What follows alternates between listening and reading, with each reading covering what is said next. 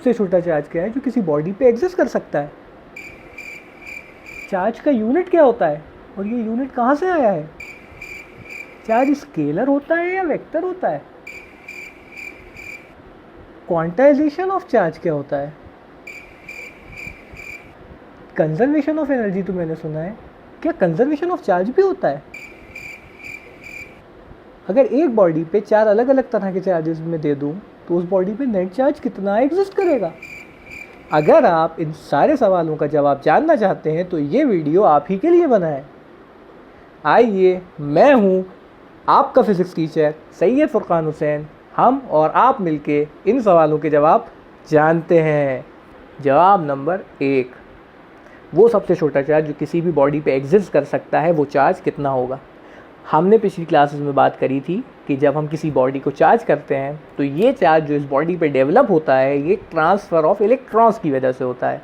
अब 2 कंडीशन होंगी, या तो इस बॉडी पे से इलेक्ट्रॉन जाएंगे या इस पे इलेक्ट्रॉन आएंगे। जब किसी बॉडी से इलेक्ट्रॉन जाते हैं तो इस बॉडी पे पॉजिटिव चार्ज बनता है, जब किसी बॉडी पे इलेक्ट्रॉन आते हैं तो इस बॉडी पे नेगेटिव चार्ज बन जाता है। जो मिनिमम ट्रांसफ़र होगा वो 1 इलेक्ट्रॉन का होगा, यानी कि अगर कोई बॉडी अपने ऊपर मिनिमम चार्ज रख सकती है तो वो 1 इलेक्ट्रॉन के बराबर रख सकती है। 1 इलेक्ट्रॉन पे जो चार्ज होता है वो 1.6 × 10⁻⁻19 कूलम का होता है। अब यहाँ पे याद रखने वाली बात हमारे लिए ये है कि अगर ये इलेक्ट्रॉन जाएगा तो बॉडी पे +1.6 × 10⁻⁻19 कूलम का चार्ज बनेगा, और अगर इलेक्ट्रॉन आएगा तो ये चार्ज -1.6 × 10⁻⁻19 कूलम का होगा। जवाब नंबर 2, चार्ज का यूनिट क्या होता है? तो भाई साहब, अभी पिछला जवाब सुना, 1.6 × 10⁻⁻19 कूलम। क्या यूनिट? कूलम। क्या यूनिट? कूलम। चार्ज का यूनिट होता है कूलम, भूल मत जाना यार। क्या होता है चार्ज का यूनिट? कूलम। साल भर याद रखना है, भूल मत जाना। पहले लेक्चर चल रहा है, पहला यूनिट चल रहा है। क्या यूनिट है? कूलम है यूनिट। सवाल उठता है ये यूनिट कहाँ से आया? एक साइंटिस्ट आने वाला है, अगली वीडियो में आ जाएगा, चल दिया है वहाँ से, बस पहुँचने ही वाला है। साइंटिस्ट का नाम है चार्ल्स ऑगस्टिन डी कूलम। भाई साहब ने एक लॉ दिया था, जैसे आपके चाचा न्यूटन ने लॉ दिया था ना ग्रेविटेशन का, वैसे ही लॉ कूलम्स में भी दिया है, लेकिन ये लॉ इलेक्ट्रोस्टैटिक में, नॉट इन ग्रेविटेशन। हाँ, तो भाई इस लॉ के अंदर इन्होंने बताया था कि 2 चार्ज बॉडी में जो फोर्स एग्जिस्ट करती है इलेक्ट्रोस्टैटिक, वो कैसे निकाली जाएगी। तो इनके ऑनर के अंदर ये यूनिट रखा गया है चार्ज का, कूलम। आपको बात समझ में आ गई होगी। अगली क्लास में आपको बताऊंगा कि 1 कूलम का ओरिजिनल मतलब क्या होता है। तीसरे जवाब की तरफ आता हूं मैं कि चार्ज स्केलर होता है या वेक्टर। तो यार ये दिमाग में बैठा लो कि charge is a scalar quantity. Scalar वो क्वांटिटी होती हैं जो मैग्नीट्यूड ओरिएंटेड होती हैं, इनके पास डायरेक्शन का तसव्वुर नहीं होता। तो हमारा जो चार्ज है इसके पास मैग्नीट्यूड है लेकिन डायरेक्शन नहीं है, इस वजह से चार्ज स्केलर क्वांटिटी की कैटेगरी में आता है। अगली बात, और ये बात बहुत इंपॉर्टेंट है, कि क्वांटाइज्ड होता है charge. Sir quantization sir, new word sir, I want to sir understand. Okay, quantization क्या होता है समझाता हूँ, बड़ा आसान एग्जांपल दूंगा तो मैं यूँ समझ में आएगा। तो मेरी जेब में मान ले 100 रुपये, तेरी जेब में मान ले 10 रुपये। तो ये हमारा फलाना दोस्त बैठा हुआ है चिंटू, उसकी जेब में 2000 हैं। सर क्या बताना क्या चाहते हो? बता रहा हूँ। तो जो भी पैसे जिसकी भी जेब में है, आप समझ सकते हैं कि जो मिनिमम अमाउंट किसी की जेब में हो सकता है इन रुपयों का, वो 1 रुपी होगा। इससे छोटा अमाउंट किसी की जेब में एग्जिस्ट नहीं कर सकता। क्या मेरी बात समझ में आ रही है? कि जो सबसे छोटा अमाउंट होगा वो 1 रुपी होगा, इससे छोटा अमाउंट एग्जिस्ट नहीं कर सकता। समझ रहे हैं? और जो भी अमाउंट किसी के भी पास है, कोई से भी कहाँ हो, किसी के भी पास जो अमाउंट होगा वो इस 1 रुपी के मल्टीपल्स के फॉर्म में होगा। जैसे मान लीजिए मेरे पास 100 रुपये थे, तो वो इस 1 रुपी के इंटू 100 टाइम्स है। आपके पास 10 थे, 1 रुपी के इंटू 10 टाइम्स। चिंटू के पास 2000 थे, 1 रुपी इंटू 2000। समझ पा रहे हैं? And these multiples are integral multiples. Integer, you know integer? No physics, mathematics. Sir bio वाले कह रहे हैं सर मैथमेटिक्स से सर नो रिलेशन सर, 10वीं तक रिलेशन था आपका, डोंट फॉरगेट, या यू मे रिमेंबर मैथमेटिक्स। आपने मैथमेटिक्स को छोड़ दिया है, मैथमेटिक्स ने आपको नहीं छोड़ा और ये छोड़ने वाली भी नहीं है, परेशान मत हो। चार्ज का क्वांटाइजेशन क्या कहता है? चार्ज का क्वांटाइजेशन हमसे ये कहता है कि जो मिनिमम चार्ज एग्जिस्ट करेगा किसी भी बॉडी के ऊपर, वो एक मिनिमम चार्ज के मल्टीपल्स के फॉर्म में होगा, ये मल्टीपल्स इंटीग्रल होंगे। अब सवाल उठता है कि मिनिमम चार्ज क्या होगा? अब भी पढ़ा तुमने, अब भी पढ़ा, हाँ, no no no no no, अब भी पढ़ा। कितना होता है सर? एक इलेक्ट्रॉन वाला। सर हमें क्या आप बेवकूफ़ समझ रहे हैं? Sir we have brains. हाँ भैया, तो क्वांटाइजेशन का मतलब हमारे सामने ये निकला कि जो भी चार्ज किसी भी बॉडी पे एग्जिस्ट करेगा वो इंटीग्रल मल्टीपल होगा एक बेसिक यूनिट चार्ज का, और ये चार्ज होता है चार्ज ऑफ इलेक्ट्रॉन। इस बात को और डीप में समझने के लिए आइए हम पेन पेपर पे आ जाएं कि क्वांटाइजेशन ऑफ चार्ज क्या होता है। सामने लिखा हुआ है साफ साफ, आप देख सकते हैं, आपकी आंखें अच्छी होंगी, आई थिंक सो, कि चार्ज जो कि किसी भी बॉडी पे एग्जिस्ट कर सकता है Q, वो होगा प्लस माइनस एनी। अब सवाल उठता है अगर इसने अपने इलेक्ट्रॉन खो दिए हैं तो पॉजिटिव चार्ज बनेगा, और अगर इसने इलेक्ट्रॉन कहीं से ले लिए हैं तो ये नेगेटिव चार्ज बनेगा। ठीक है, अब जितने इलेक्ट्रॉन खोए हैं या जितने इलेक्ट्रॉन पाए हैं, ये है उन इलेक्ट्रॉन का नंबर n। n क्या होगा? एक इंटीजर होगा। आप ये नहीं कह सकते कि किसी ने अपने 2.5 इलेक्ट्रॉन खो दिए, अरे 3.5 इलेक्ट्रॉन खो दिए, अरे 4.5 खो दिए, अरे ऐसा नहीं हो सकता। जो इलेक्ट्रॉन खोएगा वो इंटीजर के फॉर्म में होगा। ठीक है, और E क्या है? E है चार्ज ऑन इलेक्ट्रॉन, जिसकी वैल्यू मैं आपको ऑलरेडी बता चुका हूँ कि 1.6 × 10⁻⁻⁹ कोलम्ब्स। Oh my God. तो भाई क्वांटाइजेशन के कंसेप्ट को क्लियर करने के लिए एक छोटा सा न्यूमेरिकल आपके सामने मैं बता देता हूँ। ये न्यूमेरिकल हम करते हैं तो जो भी हमारे दिल और दिमाग के अंदर जो भी डाउट हैं क्वांटाइजेशन से रिलेटेड, वो बिल्कुल क्लियर हो जाएंगे। चलिए हम देखते हैं कि कितने इलेक्ट्रॉन का ट्रांसफ़र हमें करना पड़ेगा एक कूलम के चार्ज को डेवलप करने के लिए किसी भी बॉडी के ऊपर। कितने का चार्ज डेवलप करना है? चार्ज टू बी डेवलप्ड भैया हमारे पास 1 कूलम है ना, और हमारे लिए सवाल ये है कि कितने इलेक्ट्रॉन हमें ट्रांसफ़र कराने पड़ेंगे। तो बहुत आसान है भाई कि Q की वैल्यू हमें पता है कितनी होती है, तो आप कहेंगे सर N × E होती है। अब यहाँ पे हमें निकालना है कि कितने नंबर ऑफ़ इलेक्ट्रॉन हमें ट्रांसफ़र करना है। तो N की वैल्यू हो जाएगी भाई साहब Q/E। कितना चार्ज चाहिए आपको? 1 कूलम का चार्ज चाहिए। एक इलेक्ट्रॉन पे चार्ज कितना होता है? आप कहेंगे सर 1.6 × 10⁻⁻⁹ कूलम का होता है सर।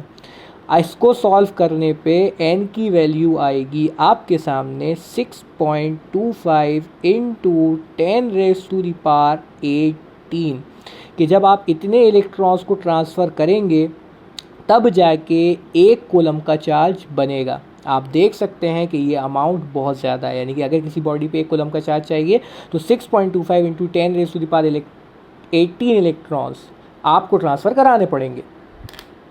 तो अगला सवाल मैंने आपसे ये किया था कि अगर मैं किसी एक ही बॉडी के ऊपर 4 अलग अलग तरह के चार्जेस दे दूं तो क्या कंडीशन बनेगी, उस पर नेट चार्ज कितना होगा। तो भाई इस प्रॉपर्टी को कहते हैं एडिटिव नेचर ऑफ चार्ज, कि चार्ज एडिटिव होता है। मान लीजिए अगर मैं एक बॉडी लूँ, मैं देखिए कि ये मैंने एक बॉडी ले ली है, इस बॉडी के ऊपर मान लीजिए मैंने कुछ चार्जेस दे दिए, यहाँ Q1 दे दिया, इस तरफ से मैंने यहाँ पे Q2 दे दिया, यहाँ पे Q3 दे दिया। इस तरह से मैंने इस बॉडी के ऊपर कई तरह के चार्जेस दे दिए हैं। ठीक है, एक और दे दें, चलिए एक और दे देते हैं, Q4 दे दिया। अरे परेशान क्यों हो रहा हो यार, दे देते हैं ना। तो इस बॉडी के ऊपर जो नेट चार्ज डेवलप होने वाला है Q नेट, वो कितना होने वाला है भाई।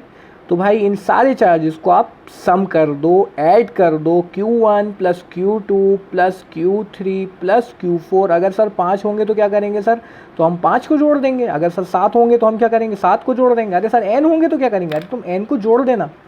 सर आपने यहाँ पे सब पॉजिटिव मान लिए हैं सर, हो सकता है कुछ नेगेटिव भी आए, हाँ आ सकते हैं। अगर नेगेटिव आएंगे तो सर हम क्या करेंगे सर, अगर नेगेटिव आएंगे तो आप उनको नेगेटिव साइन के साथ ले लीजिएगा, आप अपने आंसर तक पहुँच जाएंगे। तो आखिरी सवाल की तरफ हम बढ़ रहे हैं कि कंजर्व होता है चार्ज। आपने एक बात सुनी होगी अपने बचपन में, हाँ पिछले साल भी थी ये बात, है ना, नॉट सो बचपन। हाँ, वरना कुछ लोग कह रहे हैं सर अभी हमने 4 महीने पहले तो पढ़ना शुरू किया है sir, what are you talking about, no पढ़ाई इससे पहले sir, don't worry this is about last year, है ना। और अगर आपने पिछले साल भी नहीं पढ़ा, मैं बता देता हूँ आपको कि कुछ लॉ होते हैं कंजर्वेशन के, ठीक है, जिनके अंदर 4 लॉ हम देखते हैं अमूमन, conservation of energy, conservation of linear momentum, conservation of angular momentum और conservation of charge. Charge conserved होता है। कंजर्व्ड होने का मतलब क्या होता है?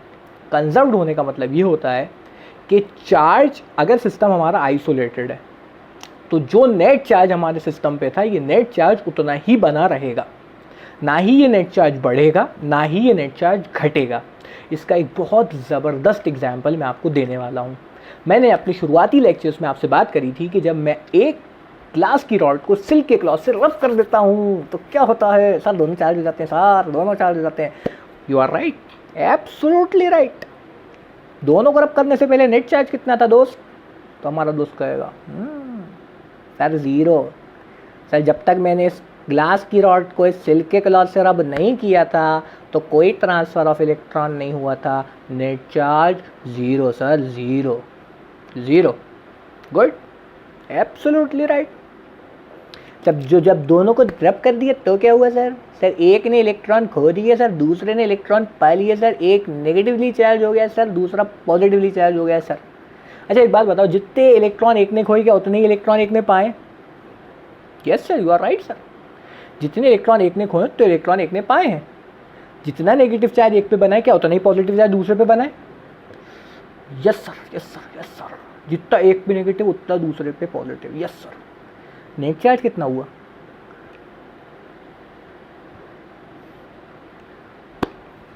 ज़ीरो। हाँ, जितना एक पे नेगेटिव उतना एक पे पॉजिटिव जोड़ेगा, आंसर 0 आएगा। क्या सोच रहा है? क्या सोच रहा है? 0 आएगा। हाँ, रब करने से पहले, रब करने के बाद, समझे? सिस्टम कैसा था? कंजर्व। रब करने से पहले कितना था, रब करने के बाद कितना था? क्या प्रूफ हुआ? कंजर्वेशन ऑफ चार्ज, कि जितना इनिशियल उतना final. This is conservation, nothing else. तो ये बातें जो मैंने आपको बता दी हैं, इन बातों के अलावा भी 2-4 बातें हैं जो मैं आपको बताना चाहता हूँ। अब तक की वीडियो से आपने जान लिया होगा कि चार्ज हमारा ट्रांसफ़र भी हो सकता है। इसके बाद आपने ये भी जान लिया होगा कि जब भी हम चार्ज की बात करेंगे तो charge is always associated with mass, क्योंकि चार्ज किसी भी बॉडी पे बनने का मतलब ये है या तो इसने अपने इलेक्ट्रॉन खोए हैं या तो इलेक्ट्रॉन पाए हैं। इलेक्ट्रॉन पे हो ना हो कुछ ना कुछ छोटा सा तो मास एग्जिस्ट करता है। अब जब भी इलेक्ट्रॉन का एक्सचेंज होगा तो चार्ज बनेगा। इलेक्ट्रॉन का एक्सचेंज ये भी बताता है कि मास का भी एक्सचेंज हुआ है, यानी कि अगर किसी बॉडी पे चार्ज बना है तो उसके अंदर मास एसोसिएटेड होगा। तो आज की वीडियो में हमने जाना कि वो सबसे छोटा चार्ज क्या है जो किसी बॉडी पे एग्जिस्ट कर सकता है। हमने जाना कि चार्ज का यूनिट क्या है और ये यूनिट कहाँ से आया है। हमने जाना कि चार्ज स्केलर होता है या चार्ज वेक्टर होता है। हमने जाना कि चार्ज का क्वांटाइजेशन क्या होता है। हमने जाना कि चार्ज कंजर्व्ड होता है। हमने जाना कि चार्ज एडिटिव होता है। इसके अलावा हमने 2-3 बातें और भी जानी हैं कि चार्ज एक बॉडी से दूसरी बॉडी पे ट्रांसफ़र किया जा सकता है और इस ट्रांसफ़र के अंदर मास का एक्सचेंज भी आता है। लाइक चार्जेस एक दूसरे को रिपेल करते हैं और अनलाइक चार्जेस एक दूसरे को अट्रैक्ट करते हैं। ये तमाम प्रॉपर्टीज़ हैं चार्ज की। अगली वीडियो जो मैं आपके लिए लेके आने जा रहा हूँ, उस वीडियो के अंदर हम बात करने वाले हैं कूलम्ब्स लॉ की। तो ट्यून इन रहें। तो भाई आज की वीडियो में इतना ही था। आज की वीडियो काफ़ी छोटी बनी है, प्रिसाइज बनी है, आलतू फालतू की बात मैंने कहीं नहीं करी है। अगर वीडियो अच्छी लगी है तो लाइक करें, चैनल को सब्सक्राइब करें, अपने पास ना रखें, दूसरों से शेयर भी करें और पढ़ाई करते रहें। स्लोगन हमारा मुस्कुराते रहें।